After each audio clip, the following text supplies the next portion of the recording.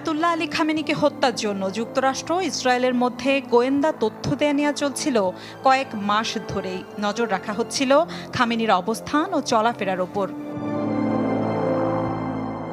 New York Times জানায়, শনিবার সকালে তেহরানের একটি কমপ্লেক্সে খামেনি সহ ইরানের শীর্ষ কর্মকর্তাদের বৈঠকের খবর পায় মার্কিন গোয়েন্দা সংস্থা সিআইএ। ওই দিন রাতে হামলার পরিকল্পনা থাকলেও সময় বদলে সকালেই হামলা চালায় ওয়াশিংটন ও তেল আবিব। ভোর ৬টার দিকে ইসরায়েলের ঘাঁটি থেকে যুদ্ধবিমান ওড়ানো হয়, যা সকাল ৯টার পর আঘাত হানে নির্ভুল নিশানায়। গরমে দাপাদাপি। ঘরের চালের স্থায়ী সমাধান আরোয়ার সিমেন্ট শিট। ইসরায়েল বিমান বাহিনীর দাবি, যৌথ অভিযানে ১২০০-র বেশি বোমা মেরেছে তারা। খামেনি ছাড়াও এ হামলায় নিহত হয়েছেন দেশটির প্রতিরক্ষামন্ত্রী ও সেনাপ্রধান।